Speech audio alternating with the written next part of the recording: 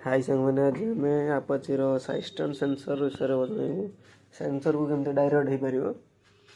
तो प्रथम side panel खोलू तार जो कपलर टी रोचे कपलर बाहर करी देखिए ये तार टी आप कट करदे कट करी डायरेक्ट करदे।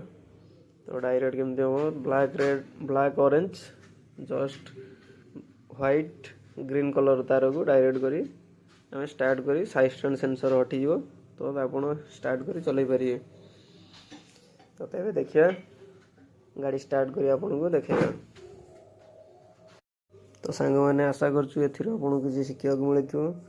तो विदाय नौचु नेक्स्ट वीडियो रे मिलियो। जय हिंद जय जगन्नाथ जय भारत नमस्कार।